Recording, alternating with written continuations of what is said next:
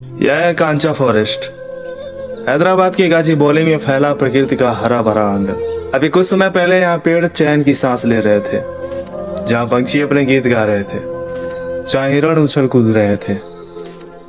लेकिन अब यह धीरे धीरे खामोश हो रहा है। जेसीबी की गर्जना से यह जंगल थरथरा रहा है, पेड़ों की चीखें गूंज रही हैं और बेबस जीव जंतु अपने ही घर से बेघर हो रहे हैं। एक हिरण जिसे इस निर्दयी विनाश का शिकार होना पड़ा, शायद सोच भी नहीं पाया होगा कि उसका आखिरी दिन आ चुका है। इसके साथ न जाने कितने जीव अब तक मारे जा चुके होंगे, वो भी बेकसूर बेगुनाह। जिन्होंने हमारे घर बसाए हैं हम उन्हें ही मार रहे हैं। प्रकृति कराह रही है, रो रही है, पर इंसान बहरा हो चुका है। विकास के नाम पर विनाश का तांडव हो रहा है। लेकिन याद रखना, जब जब प्रकृति का अपमान हुआ है तब तब महादेव ने तांडव किया है, क्योंकि वे सिर्फ संहार के देवता नहीं है बल्कि पशुओं के भी रक्षक है। पशुपतिनाथ है वो।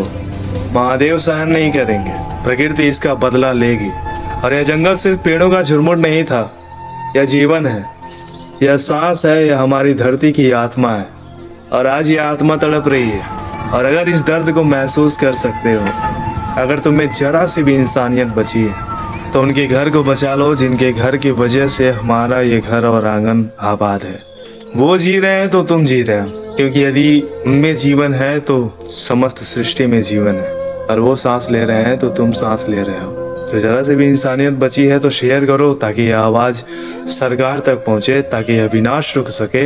यह जंगल हमसे मदद मांग रहा है, क्या हम इसे बचा सकते हैं? ये जरूरी नहीं है कि यह जंगल तेलंगाना के उस लोकेशन पर है तो इसका प्रभाव सिर्फ वहीं के जलवायु पर होगा। संपूर्ण भारत के जलवायु पर बुरा असर पड़ेगा इसका।